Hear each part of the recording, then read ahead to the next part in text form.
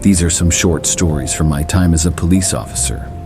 All of these took place in 2009 and 2010, while I was a police officer at a college in the Houston area. The campus was under major renovation, but there was no work happening at night, and the only people there were my partner and I, and occasionally a security guard. My partner and I had posted up on opposite ends of the campus for the night. Due to the buildings being designed to stop radio waves, dispatch couldn't get a hold of us, so every 2 hours we met in a courtyard to check in. One night, I decided to screw with my partner by going to a window across the courtyard from her and shooting a laser pointer at her desk. To get to the window, I had to enter an office area, turn left, cross a small reception area, then turn left into a short hallway, then right towards the window. As soon as I turned into the short hallway, I saw a 3-foot-tall shadow run across the hallway leading to the window. It was moving towards me from one office to another. I drew my weapon and turned on its light, spun to face the opposite enter, and found nothing. The room was completely empty. No desk, no chair, no little shadow person. Nothing. A few weeks later, we had a guard with us for the night, and we're all meeting up for the 0400 welfare check in the courtyard, after which we were going to the loading dock, which was my post, and sending someone to fetch dinner. My partner and the guard were waiting in the courtyard when I got there. I had to walk down a long hallway and through a door with a self-locking push bar, looking directly into the courtyard to get to them. I locked the bar open so we could get back to it without having to walk around the building through a keyed door, and went out to talk to dispatch. While waiting, the guard went to toss a cigarette butt in the can next to the door I went through. After that was done, the guard said he needed to get his keys from his post, which was in the building opposite the courtyard, and my partner and I headed for the door I had used. She pulled it, and it was locked. Not the push ball, the deadbolt. First, we assumed the guard had locked it to mess with us, but then I remembered he didn't have his keys. The deadbolt had no way to automatically relock itself, and the push bar wasn't locked. Part of our routine at shift change was to open specific doors when we did our first rounds and close them during last rounds. One of these doors was between a hallway on the outside edge of one building, leading into an elevated walkway to the next building. The closer on this door was broken, so it took considerable force to open or close the door. I had forced it open earlier that night and was on the way to close it before I sat down to do my paperwork. When I was about 40 feet from the door, walking towards it, it smoothly swung closed completely.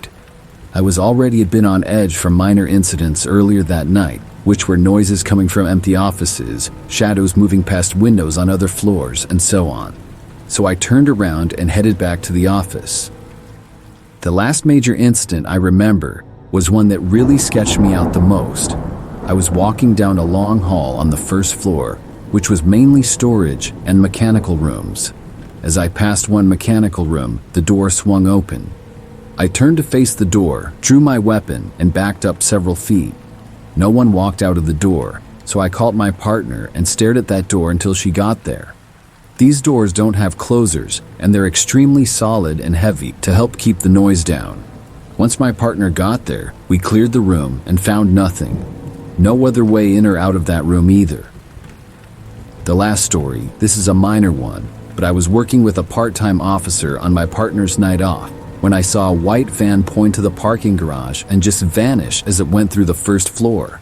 It went behind the structure in the center of the garage and never came out the other side. We cleared the entire garage as no one was supposed to be there at the time, but no trace of it. There were many other incidents, but those are the ones that really stuck with me.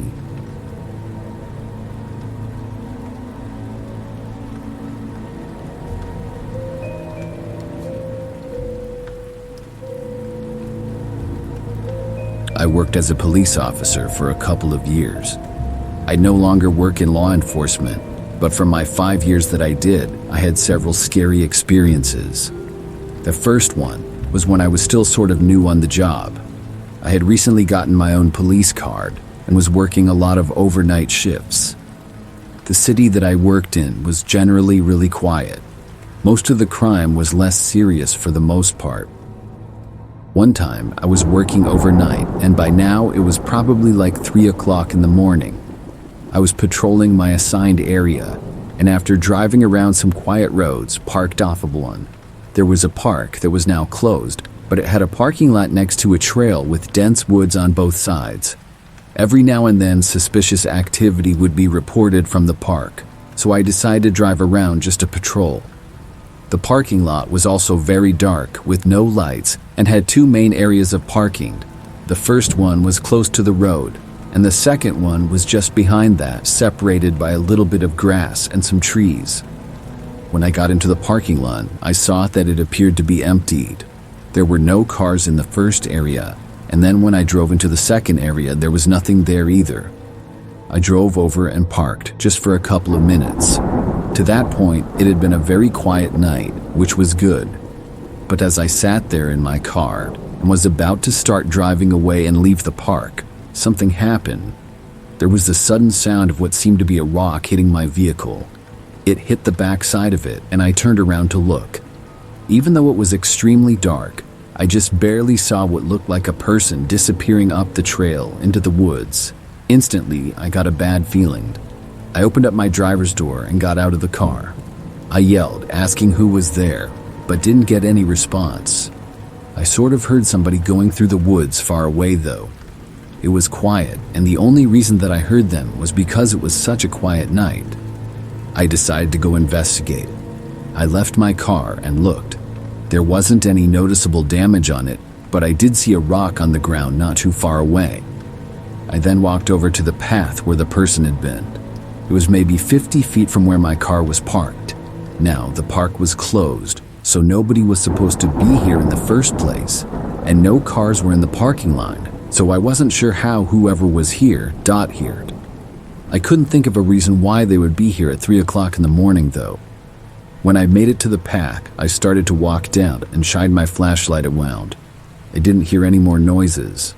I called out once again, identifying myself and asking for anybody there to do the same. It was difficult to see anything in there. The woods were very dense and it was summertime, so all the plants were visible and growing strong. After probably 2 or 3 minutes of walking in the woods, suddenly I heard a noise from up ahead. I shined my flashlight to the area, just on time to see a rock flying towards me. I also just barely saw somebody going deeper into the woods a ways up. I moved out of the way as the rock missed me by less than 10 feet. This was really serious now. It went from somebody throwing a rock at my car to throwing a rock at me. I yelled for whoever was there to stop and told them that I was a police officer. I heard them running through the woods up ahead, and I started to run in that direction after them. As I was running, I radioed in my situation saying that somebody was throwing rocks at me. Meanwhile, whoever was running through the woods seemed to know them really well. I heard them go farther ahead and way off of the path. Soon, I didn't hear anything at all. I went into the woods, looking around, shining my flashlight in all directions. There would have been a million places for somebody to hide in there, though. After searching around, calling out, and not hearing or seeing anything for the next 10 minutes or so, I decided to head back. I left the woods and went back to the path. From there, I walked back to my car and got inside of it. I was told that 2 other officers were on the way to help me out. As I was sitting in my car, though, another rock hit my vehicle. I turned around and saw somebody running into the woods again. I got out of my car and ran over in the direction. This time, I heard whoever was there, much deeper in the woods, running extremely fast away from me. I went back towards my car and back up a rod just a couple of minutes later. The entire woods were searched, but we never found the guy. Whoever it was must have left the woods and gone elsewhere. I couldn't believe that we didn't find him. I have no idea why he would throw rocks at me. That was my first scary situation that I had on the job.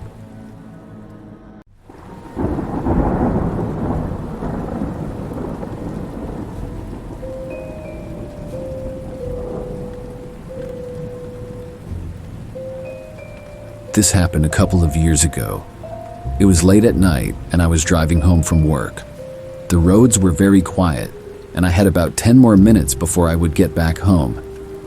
It was at this point when I suddenly saw flashing lights behind me from a police car. I slowed down and moved over to the side of the road.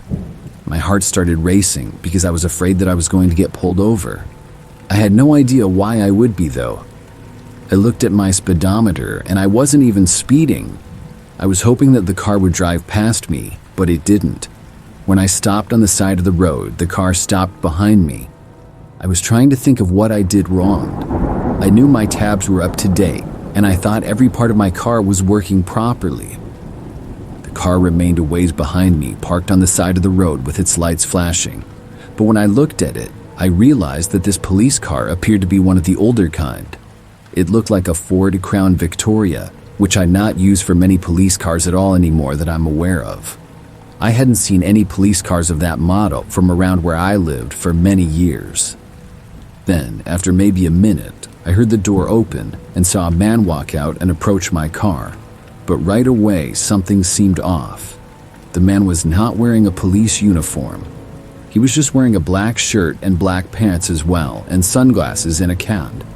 He walked over along the side of the road to my passenger side window. Then when he got to the window, I rolled it down and he asked me to get out of my car. I was really surprised by this. I asked why, and he didn't respond. He just told me once again to get out. I didn't get out though.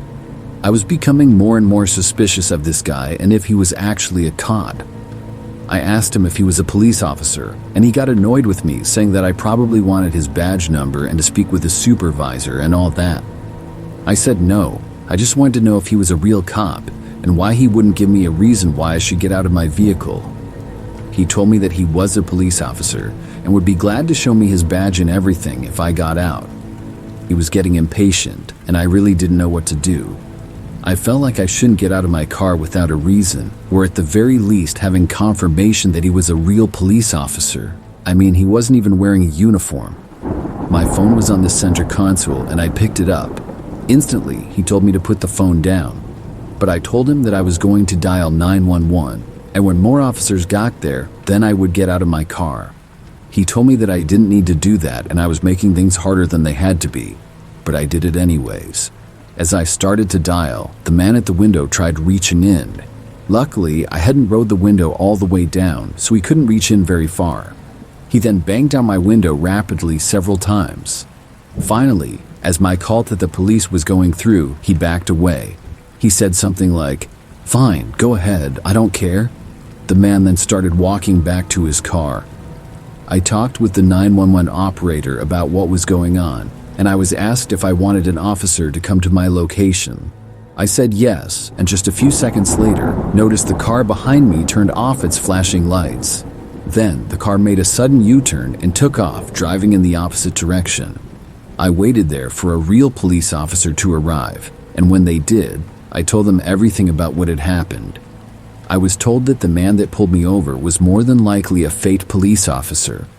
After that, I was able to drive home. I feel very lucky to have made it out of that situation, and I'm glad that I didn't get out of my car. I don't know what the guy wanted, but I'm glad I don't have to find out.